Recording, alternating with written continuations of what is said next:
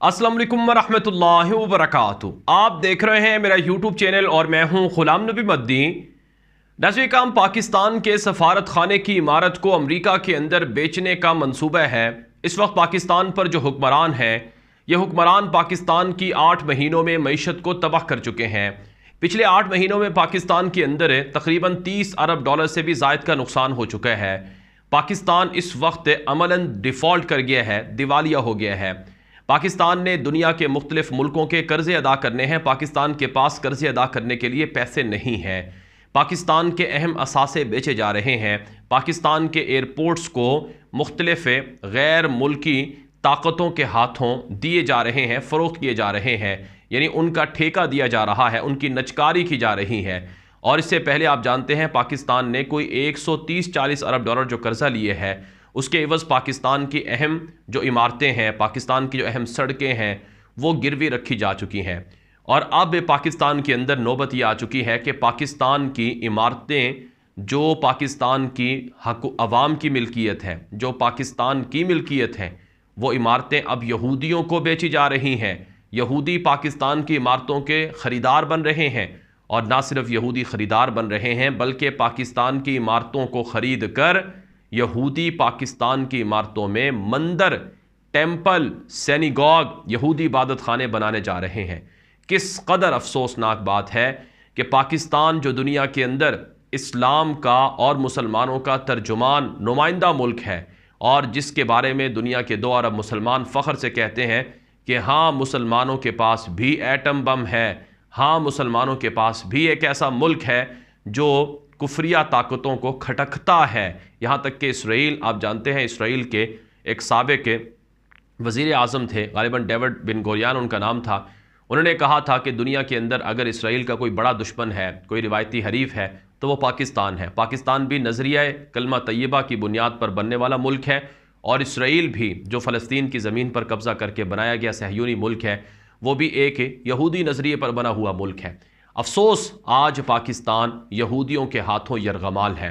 अफसोस आज पाकिस्तान के अंदर जो सलीबी यहूदी साम्राज्य और जो इस्तेमारी ताकतें हैं, उनके जो आलाकार हैं, उनके जो हिमायती याफ्ता लोग हैं और उनके साथ जो राबते रखने वाले लोग हैं, वो काबिज़ हैं और इन्होंने पाकिस्तान को उजाड़ दिया है। मैं मुबालगा मेज़ी नहीं कर रहा हूँ, मैं आपके सामने अभी आगे चलकर हकीकत रखने लगा हूँ कि हो क्या रहा है। और ये अल्लाह की नेमतों की वो नाकदरी है नाज़रीन किराम, जिसकी सज़ा अल्लाह ताला के मुताबिक बड़ी सख्त है। अगर अल्लाह की नेमतों की नाकदरी हो तो फिर अल्लाह की सज़ाएँ बड़ी सख्त होती हैं। कुरान पाक के अंदर अल्लाह रब्बुल इज़्ज़त ने वाज़ेह तौर पर इरशाद फरमाया है।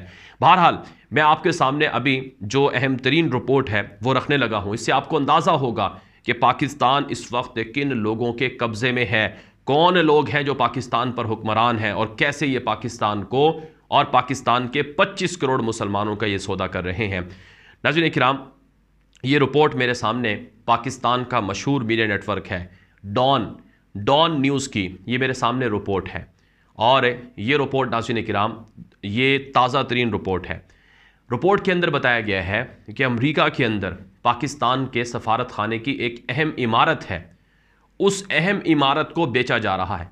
दुनिया में किसी भी मुल्क की जो सफारत खाने की इमारतें होती हैं वो नहीं बिकती है, और फिर सफारत खाने की इमारतों को ऐसे लोगों को नहीं बेचा जाता है कि यहूदी या कोई किसी भी मज़हब वाले वहाँ पर चर्च या मंदिर बना ले। ये पाकिस्तान कर रहा है। वाशिंगटन के अंदर पाकिस्तान की अहम इमारत है जिसको यहूदियों के हाथों बेचने की जो खबरें हैं, मंसूबे हैं, वो सामने आ रहे हैं। मैं आपके सामने ये पूरी रिपोर्ट रखता हूँ जो लिखी हुई है, वो मैं पढ़ कर सुनाता हूँ। डॉन अखबार की रिपोर्ट के मुताबिक वाशिंगटन में सफारती ज़राए ने डॉन को बताया है कि तकरीबन 68 लाख डॉलर की सबसे ज़्यादा बोली एक यहूदी ग्रुप की जानिब से लगाई गई है जो इमारत में इबादतगाह बनाना चाहता है। अमरीकी दारुल हुकूमत वाशिंगटन में मौजूद पाकिस्तानी सफारत खाने के दिफाई शोबे के ज़ेर इस्तेमाल रहने वाली इमारत को ख़रीदने के लिए 3 बोलियाँ मौसूल हुई हैं। उनमें से एक बोली यहूदी ग्रुप ने लगाई है जो इमारत को सेनिगॉग, इबादत खाना बनाना चाहता है, जिसने 68 लाख डॉलर की ऑफ़र की है। ज़राए ने मज़ीद बताया है कि तकरीबन 50 लाख डॉलर की दूसरी बोली भारतीय प्रॉपर्टी एजेंट की जानिब से लगाई गई है جبکہ تیسری بولی پاکستانی ریل اسٹیٹ ایجنٹ کی طرف سے لگائی گئی ہے۔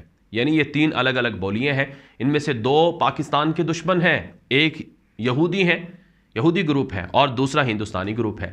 آپ اندازہ لگائیں، پاکستان کے سفارت خانے کی عمارت ہے اور وہ بھی دفاعی شعبے کی عمارت ہے، یعنی پاکستان کی ڈیفنس جو پاکستان کا دفاعی ادارہ ہے، دفاعی شعبے کے لیے استعمال ہونے والی عمارت ہے، وہ بیچی جا رہی ہے۔ اور وہ خریدار کون ہے؟ یا تو یہودی ہیں یا پھر وہ ہندوستان کا کوئی پراپرٹی ڈیلر ہے۔ اب اس حوالے سے بتایا جا رہا ہے کہ ریئلٹی مارکیٹ میں پاکستانی نژاد امریکیوں کا کہنا ہے کہ سب سے زیادہ بولی لگانے والی پارٹی کو عمارت دی جانی چاہیے۔ ایک پاکستانی جو ریلٹر نے اپنا نام ظاہر نہ کرنے کی درخواست کرتے ہوئے کہا ہے کہ ہمیں اس روایت پر عمل کرنا چاہیے، اس سے بااثر کمیونٹی جو اسے عبادتگاہ بنانے کے مقصد کے لیے استعمال کرنا چاہتی ہے اس میں خیر سگالی کا پیغام جائے گا۔ رواں ماہ کے شروع میں پاکستانی سفارت خانے کے حکام نے ڈان کو بتایا تھا کہ واشنگٹن میں موجود ملک کی 3 سفارتی جائیدادوں میں سے ایک جائیداد جو شہر کے انتہائی اہم اور بہترین محل وقوع آر اسٹریٹ پر واقع ہے، فروخت کی جانے کی تیاری ہے۔ حکام نے واضح کیا کہ سفارت خانے کی پرانی یا نئی بلڈنگ کو فروخت نہیں کیا جا رہا۔ آر اسٹریٹ پر واقع جس عمارت کی فروخت کے لیے بولیاں موصول ہوئی ہیں وہ 1950 کی دہائی کے وسط سے 2000 کی دہائی کے اوائل تک سفارت خانے کا ڈیفنس سیکشن تھا، اور اس سے پہلے پاکستان کی کابینہ کمیٹی برائے نجکاری نے بھی کہا ہے کہ وہ نیو یارک میں روزویلٹ ہوٹل سائٹ کو لیز پر دینے کے لیے مالیاتی مشیر مقرر کرے۔ حکومت پاکستان کی ملکیت ہوٹل کے عمارت کے ممکنہ استعمال اور ترقی کے لیے جوائنٹ وینچر پر غور و خوض کر رہی ہے، یعنی جو پاکستان کا وہاں پر روزویلٹ ہوٹل ہے اس کو بھی نجکاری کے طور پر ٹھیکے پر، یعنی 100 سال کی لیز پر دے دو، 50 سال کی لیز پر دے دو، وہی کام کیا جا رہا ہے۔ اور اس سے ناظرین کرام یہ بات سامنے آ رہی ہے کہ اب دنیا کے اندر جو اہم ترین عمارتیں ہوتی ہیں ان کو بطور یادگار رکھا جاتا ہے۔ کیا دنیا کے اندر، اب آپ اندازہ لگائیں، عمران خان کے اوپر یہ الزام ہے کہ انہوں نے ایک توشہ خانہ کی گفٹ دی ہوئی، سعودی شاہی خاندان کی طرف سے عمران خان کو گفٹ دی گئی ایک چیز، وہ گھڑی دی گئی۔ اب اس گھڑی کو عمران خان نے پیسے دے کر خرید لیا، ان کا استحقاق تھا، قانونی طور پر جو قانون بنا ہوا تھا، اگرچہ وہ قانون غلط ہے، ایسا نہیں ہونا چاہیے کہ تحفے میں دی ہوئی عمارتیں جو وزیر اعظم ہو، صدر ہو، وہ لے لے، چاہے وہ کم قیمت پر، آدھی قیمت پر، جس بھی قیمت پر، وہ نہ خریدے، بلکہ وہ جو گفٹ ہوتا ہے اس کو بیچ کر مارکیٹ میں اس کے پیسے قوم کے اوپر لگانے چاہیے۔ یہ اصل طریقہ ہونا چاہیے۔ لیکن بہرحال چونکہ جمہوریت کے اندر جس طرح سے باقی قوانین مغرب کے دیکھا دیکھی بنائے گئے ہیں، اسی طرح سے یہ قانونی پاکستان کے اندر بنایا گیا ہے۔ عمران خان کی ایک گھڑی کو لے کر وہ شور مچایا گیا، وہ تماشا، وہ ابھی تک ڈرامہ ہو رہا ہے کہ عمران خان نے گھڑی بیچ دی۔ چلو عمران خان نے گھڑی بیچی، اگرچہ انہوں نے اس کی قیمت بھی ادا کی، لیکن پھر بھی آپ اسے کہہ لیں کہ وہ نامناسب ہے، وہ نہیں کرنا چاہیے تھا۔ لیکن کیا یہاں پر پاکستان کی عمارت کو یہودیوں کے ہاتھوں بیچنا اور وہ پھر اس میں سینیگاگ بن جائے؟ پاکستان کے 22 سے 25 کروڑ لوگوں کے لیے یہ سوال ہے جو مسلمان ہیں، جو کلمہ پڑھتے ہیں۔ کیا کوئی بھی مسلمان اپنے گھر کو یہودیوں کے ہاتھوں بیچ سکتا ہے کہ اس کے گھر کے اندر، یعنی ایک کلمہ گو مسلمان ہے، وہ اپنے گھر کو یہودیوں کی عبادت کے لیے مختص کر دے؟ یہ ناظرین کرام اتنا بڑا کام ہے کہ جس پر کوئی بھی مسلمان راضی نہیں ہوگا۔ اور یہاں 22 کروڑ پاکستانیوں کی جو عمارت ہے واشنگٹن کے اندر، یہ کوئی شہباز شریف کی عمارت نہیں ہے، یہ کوئی پاکستان کے موجودہ حکمرانوں کی عمارت نہیں ہے، یہ 22 کروڑ پاکستانیوں کی عمارت ہے، یہ 22 کروڑ پاکستانی اس کے مالک ہیں۔ اس عمارت کو بیچا جا رہا ہے یا تو یہودیوں کے ہاتھوں یا پھر ناظرین کرام جو بھارت کی کوئی کمپنی ہے یا بھارت کا کوئی ایجنٹ ہے اس کے ہاتھوں۔ تو اس سے آپ اندازہ لگائیں کہ یہودی ایجنٹ کون ہے۔ عمران خان کو کہا جاتا تھا کہ وہ یہودی ایجنٹ ہے۔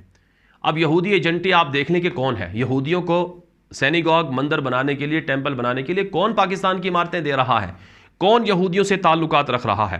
تو اس سے بات واضح ہوتی ہے کہ آج پاکستان کو جو لوگ اجاڑ رہے ہیں، جو پاکستان کا حشر نشر کر رہے ہیں، یہ وہ لوگ ہیں جو دراصل یہودیوں کے، صلیبیوں کے اور ان کے حواریوں کے اعلیٰ کار بنے ہوئے ہیں، اور یہ پاکستان کی اس تباہی کے ذمہ دار ہے۔ اس لیے ہر پاکستانی کو آواز اٹھانی چاہیے۔